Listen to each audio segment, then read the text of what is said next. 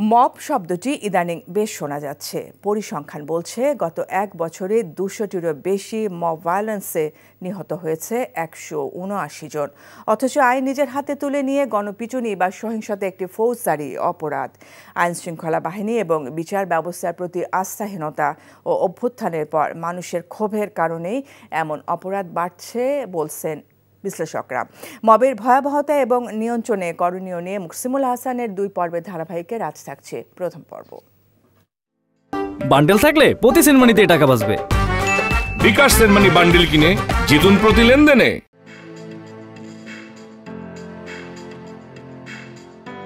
সম্প্রতি জনমনে খুবই গুরুত্বপূর্ণ একটি প্রশ্ন, মব কি, মব ভায়োলেন্স কোনো অপরাধ কিনা, মব আর আন্দোলনের মধ্যে পার্থক্য কি? মূলত মব বলতে বোঝায় একটি নির্দিষ্ট স্থানে জড়ো হওয়া উচ্ছৃঙ্খল বা বিক্ষুব্ধ জনতাকে। আর এই উচ্ছৃঙ্খল জনতার বিশৃঙ্খলা বা আইন নিজের হাতে তুলে নিয়ে সহিংসতা চালানো বা গণপিটুনিকেই বলা হয় মব ভায়োলেন্স। বিচারের একমাত্র ক্ষমতা হলো আদালতে। ইহজগতে আর পরজগতে বিচারের ক্ষমতা হলো মহান সৃষ্টিকর্তার। এর বাইরে তো কেউ বিচার করতে পারে না। আমাদের পেনাল কোডে এটা সুনির্দিষ্টভাবে মব লিঞ্চিং হিসেবে একটি অফেন্সই আছে। এই অফেন্স যদি কেউ করে, he will be punished according to law. জাতিসংঘের মানবাধিকার সংক্রান্ত বৈশ্বিক ঘোষণার 10ম এবং 11 অনুচ্ছেদ অনুযায়ী এটি মানবাধিকারের বড় ধরনের লঙ্ঘন। আদালতে দোষী প্রমাণিত হওয়ার আগে অভিযুক্তের আত্মপক্ষ সমর্থনের সুযোগ থাকতে হবে। আর সংবিধানের 27 অনুচ্ছেদ বলছে সব নাগরিক আইনের সমান আশ্রয় লাভের অধিকারী। কিন্তু কেন ঘটছে এমন আইন পরিপন্থী অপরাধ? এখন দেখা যাচ্ছে যে কিছু লোক তাদের প্রতিহিংসা পরায়ণতা চরিতার্থ করার জন্যই জোর করে এইসব মব ভায়োলেন্স করছে। এই মবক্রেসি বা মব, এটাকে আমাদের দেশে হিস্টোরিক্যালি দেখতে হবে। এটা অল অন এ সাডেন এখন তার প্রবণতা বেড়ে গেছে, ব্যাপারটা এরকম না। এটা যখন আপনি আইন শৃঙ্খলা পরিস্থিতি এবং বিচার এই দুটোর মধ্যে যখন ব্যালেন্স থাকে না, তখন অতি উৎসাহী লোকজন কোথাও কোথাও আইনকে নিজের হাতে তুলে নেয়। এটা সাপোর্টেড না।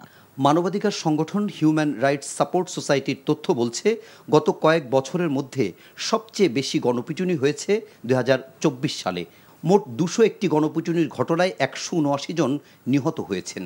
আহত হয়েছেন আরও অন্তত 88 জন। এর আগে 2015 এবং 16 সালে সর্বোচ্চ গণপিটুনির ঘটনায় নিহত হয় 232 জন। দীর্ঘ কর্তৃত্ববাদী শাসন ব্যবস্থার ফলে যে বিচার বিভাগ যে অকার্যকর হয়ে পড়েছিল এবং ল এনফোর্সিং এজেন্সির উপর মানুষের অনাস্থা, স্বৈরাচারী শাসন আমলে পুলিশের নৈতিক অবস্থানটা অনেক দুর্বল হয়ে গেছে। অর্থাৎ পুলিশ এখন আগের মতো ব্যবস্থা নিতে পারছে না। ফলে এইটা উচ্ছৃঙ্খল জনগণ এই সুযোগটা কাজে লাগাচ্ছে। একই সঙ্গে বিশ্লেষকরা বলছেন যে প্রেক্ষাপটে কিংবা যে কারণেই হোক না কেন মব সহিংসতার নামে আইন নিজের হাতে তুলে নেওয়া কোনোভাবেই গ্রহণযোগ্য নয়। কেননা জুলাই অভ্যুত্থানের মধ্য দিয়ে যে আকাঙ্ক্ষার সৃষ্টি হয়েছিল মানুষের মাঝে, তা হচ্ছে পুরনো অন্যায় আর অসঙ্গতির পুনরাবৃত্তি আর নয়। রাষ্ট্রের সব স্তরে প্রতিষ্ঠিত হোক আইনের শাসন। Muksimul Hasan, NTV news, Dhaka. Bundle থাকলে প্রতি সেনমানিতে টাকা বাঁচবে। বিকাশ সেনমানি বান্ডেল কিনে জিতুন প্রতি লেনদেনে।